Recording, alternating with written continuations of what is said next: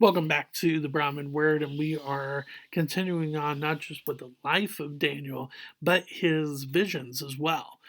So go to Daniel chapter 8. We're going to do the whole chapter because a lot of it is same to what we have seen already, especially when it comes to the rising and the fall of empires, which we've already touched base on a couple times in the life of Daniel.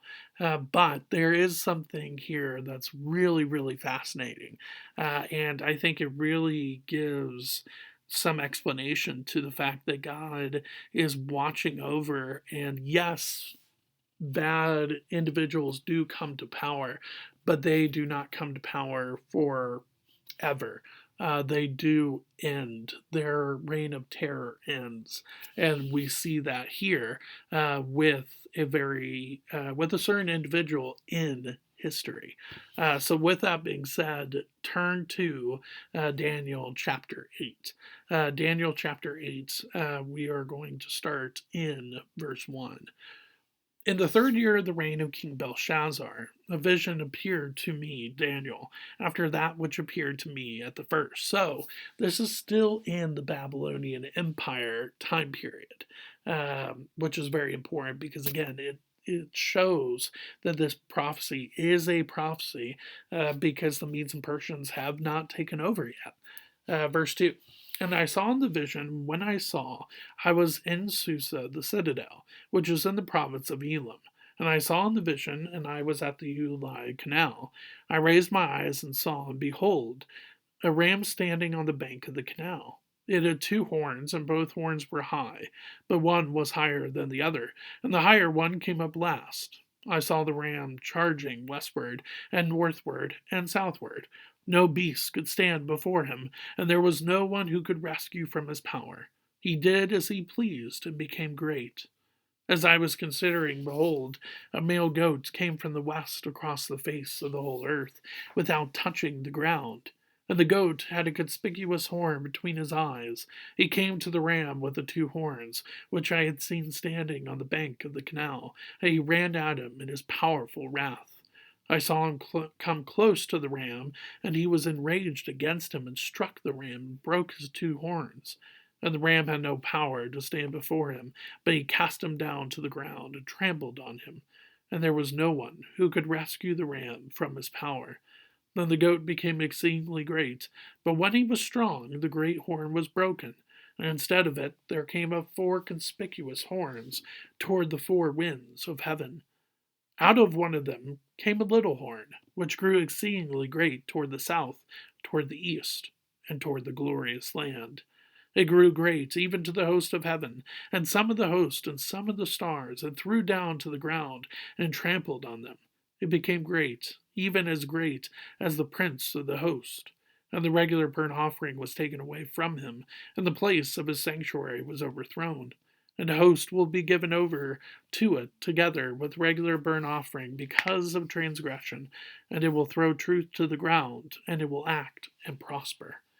Then I heard a holy one speaking, and another holy one said to the one who spoke, For how long is the vision concerning the regular burnt offering, the transgression that makes desolate, and the giving over the sanctuary and host to be trampled underfoot? And he said to me, For 2,300 evenings and mornings, then the sanctuary shall be restored to its rightful state. So you have this dream of this ram and this goat, and again, it's talking about the empires that are coming up. But then you have this little horn, which takes you back to Daniel chapter 7, but there are some differences.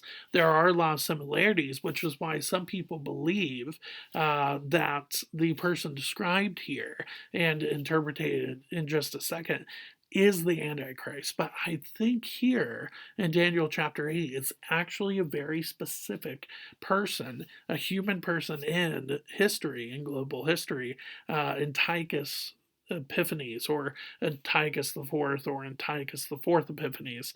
I'm going to go with Antiochus Epiphanes here, but it's very, very accurate how Antiochus Epiphanes is described, which brings up something that I think is really fascinating.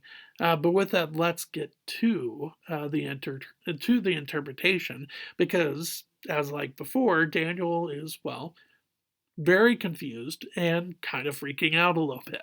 Verse 15. When I, Daniel, had seen the vision, I sought to understand it. And behold, there stood before me one having the appearance of a man. And I heard a man's voice between the banks of the Ulai, and he called, Gabriel, make this man understand the vision. So he came near where I stood, and when he came, I was frightened and fell on my face. But he said to me, Understand, O Son of Man, that the vision is for the time of the end. So, a couple things here. Is Gabriel this being that has the appearance of a man? I think it's just talking about an angelic figure. So, an angel named Gabriel. Is that the same Gabriel that is mentioned in the Gospels with Mary, the mother of Jesus? Yes, absolutely. I definitely think is the same angelic figure in both here and in the Gospels, which I think is really cool. Second, what he describes Daniel as Son of Man at the end of verse 17. I don't think it's in the same way that he's talking about the Son of God and his relationship with the Ancient of Days in Daniel chapter 7. I think there is definitely a distinction. I think within this vision, this vision state, this dream state that Daniel is in, and the angel Gabriel is just identifying Daniel as a human being, and so therefore calls him Son of Man. So I think that is what is going on there in verse 17. So now we get to the interpretation, but before we do, that's where we see Daniel continue to freak out. Verse 18. And when he had spoken to me, I fell into a deep sleep with my face to the ground. But he touched me and made me stand up. There is a theory that deep sleep here actually means that Daniel died in this dream state. First off, what would that even mean? No, I think it is literally he just passes out from shock, uh, which I probably would do the same. But the angel Gabriel helps him out, gets him up, and then begins the interpretation. Verse 19. He, Gabriel, said, Behold, I will make known to you what shall be at the latter end of the indignation, for it refers to the appointed time of the end. As for the ram that you saw with the two horns, these are the kings of Media and Persia, and the goat is the king of Greece, and the great horn between his eyes is the first king. As for the horn that was broken, in place of which four others arose, 4 kingdoms shall rise from his nation, but not with his power. And at the latter end of their kingdom, when the transgressors have reached their limit, a king of bold face, one who understands riddles, shall arise. So, this is really, really fascinating. So, yes, you have again the prophecy of the Medes and the Persians, which we have already seen a couple times in the life of Daniel. You do have the Grecian Empire also predicted in the life of Daniel as well, but here you actually hear the words Greece, and that is, or the word Greece, and that is really, really fascinating. But not only that, but you see the life of Alexander the Great here, which is really fascinating. So, Alexander the Great is one of the great kings in global history. And when he conquered the Medes and the Persian Empire, it was like his army was off the ground. They were going so quickly with the type of style and schematics that Alexander the Great and his generals drew up.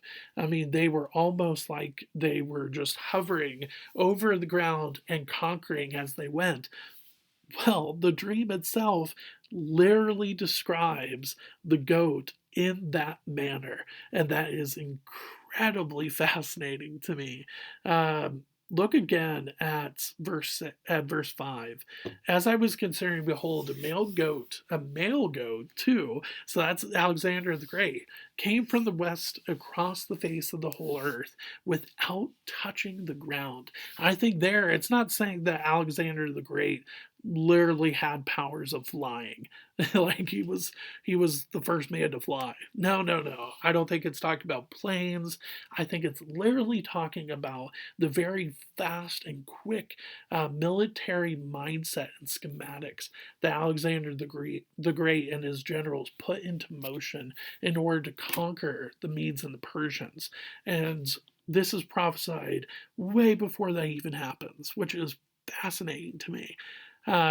And then you have the death of Alexander the Great sometime in 323 BC. And when that happens, you have four of his generals, advisors, whatever you want to call them. You have Cassander, you have Lysimachus, or Lysimachus, there you go. Lysimachus, you have Seleucus, you have, and then you have Ptolemy. You have those four guys split the Grecian kingdom. And so there are some that believe the Grecian Empire ended at 323 BC, and then this time of Hellenism, or the Hellenistic time period, started from 323 BC until about 31 to 27 BC, which is when the Roman Empire really became a thing. And which is really, really fascinating that, again, this is all prophesied hundreds of years before, which is fascinating. And then you have this little horn, which is Antiochus Epiphanes. And so let's look at his description, which is the rest of the chapter. Verse 24. His power shall be great, but not by his own power, and he shall cause fearful destruction, and shall succeed in what he does, and destroy mighty men and the people who are the saints. By his cunning he shall make deceit prosper under his hand, and in his own mind he shall become great. Without warning he shall destroy many, and he shall even rise up against the prince of princes, and he shall be broken, but by no human hand. The vision of the evenings and the mornings that has been told is true, but seal up the vision, for it refers to many days from now. And I, Daniel, was overcome and lay sick for some days. Then I rose and went about the king's business, but I was appalled by the vision and did not understand it. So you have this little horn, and it is supposed to represent Antiochus Epiphanes. And what's fascinating is not only do you have the Medes and the Persians, and then you have Alexander the Great with the breaking of his Grecian Empire to the four generals. And so you have all of that predicted, but now you have Antiochus Epiphanes, and he is predicted so correctly here in Daniel chapter 8 that there are many that believe that this whole entire chapter could not have been written by Daniel because it was so accurate in its description of the Medes and the Persians, Alexander the Great, the Grecian Empire, the Hellenistic time period, and Antiochus Epiphanes, and then is just fascinating to me that that is the case. And so I think it is wonderful to see that, because it makes you go, okay, yes, yeah, you could bring out that debate. But here's the problem, though, as we've seen, as we walk through the life of Daniel, this is not the first time Daniel does this. He has predicted global history multiple times now. You have one vision or the first vision of Nebuchadnezzar, which literally does this with the golden statue, and then, or part of gold, the statue, and then you have the second. The second dream is literally predicting the fall of Nebuchadnezzar. with his restoration, but the fall of Nebuchadnezzar. And then you have the handwriting on the wall, which predicts the fall of the Babylonian Empire and the rise of the Medes and the Persians. Then you have Daniel chapter 7, and yet all of that isn't debated, and yet this one is. And I think it's because it is so accurate that people cannot get their minds around that Daniel would know this unless God is God, right? And so that to me is a wonderful thing to see as we see the life of Daniel. But here, let's talk about Antiochus Epiphanes a little bit. You have this guy, and he starts persecuting Israel, which I believe is what is described uh, in the dream as the precious, the glorious land in verse 9.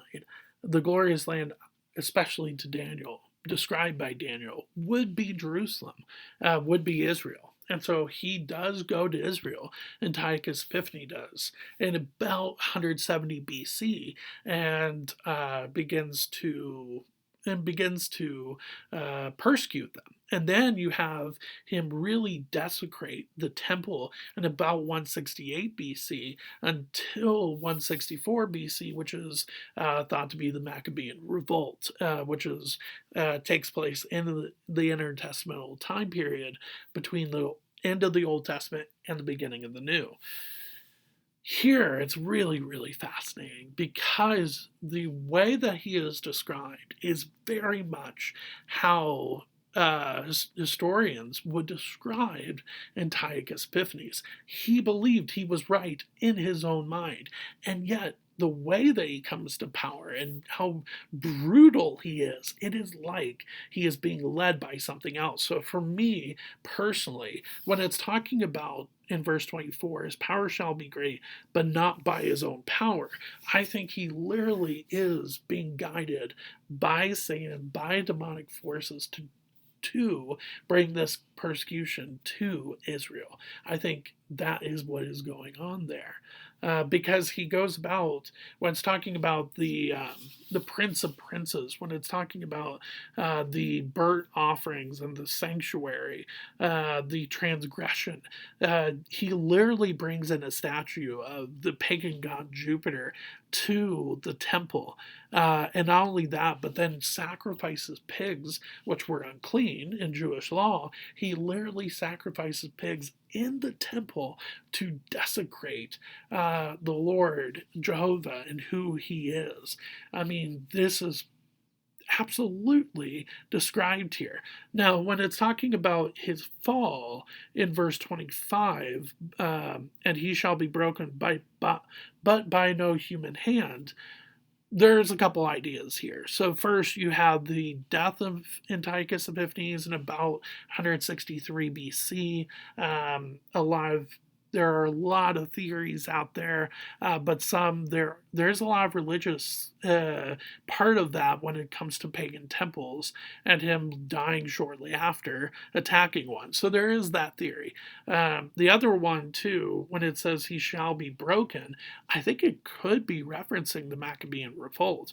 Yes, the Maccabean Revolt was led by the Maccabean family, but especially if you look into the books of Maccabee, it is really obvious that the Lord had a part to play in that, which I think could reference that by no human hand phrase at the end of verse 25. But however, the main point is that Antiochus Epiphanes, yes, he is brought up, and yes, he is persecuting Jews for a time. But then God steps in and says, okay, enough is enough. And it's interesting that when that revolt happens in 164 BC, it is not very much longer until the death of Antiochus Epiphanes, again about 163 BC. So maybe not even a year later he dies. That's not a coincidence to me. And the 2300 days here, it could refer to, some believe that could refer to 150 days, or half of that, because the mornings and evenings thing, which would be like 168 to 164 BC, the start of the desecration of the temple until the revolt. Yes, I could definitely see where you're getting at, but I really do like the full 7 years, or 170 BC to 164 BC, which would be about 2,300 days, or evenings and mornings. So either one could work, but I really do like that 2,300 full days aspect. But the point is that God has dictated this from the beginning. And yes, he does allow these types of persecution, but they always, always have an end date. He will never, ever allow persecution to reign from day one all the way through the rest of eternity. Even Satan, yes, he had this time period where he was a very perfect angel in the presence of God. He then fell, he sinned, he then fell, and then with him falling, with him becoming Satan, he now has a very numbered days. Yes, it's lasted a very long time, and we don't know when it's going to end exactly. But at one point, Jesus will come back and will say, okay, enough is enough. And that will be the end of his reign and of all sin and death. And so that is the thing for me that I take away from this vision and this dream, is that, yes, there will be a time when it seems like evil and death have its reign, and yet God orchestrates down to the year, down to the day, down to the moment, exactly when that evil stops. He says, okay, enough is enough.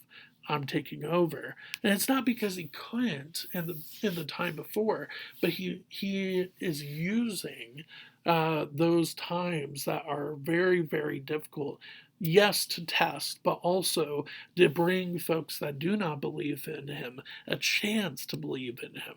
And I think that's very, very important to see when it comes not just to global history, but when it comes to the struggles that you and I face in our daily life today. Those struggles, yes, they are really, really hard, and they're really awful to go through, but they have their moment and they have their time, and they will come to an end at some point.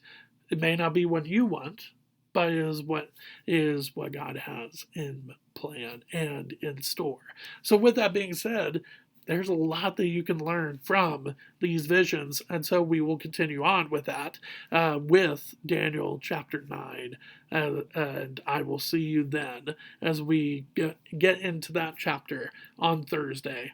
Thanks.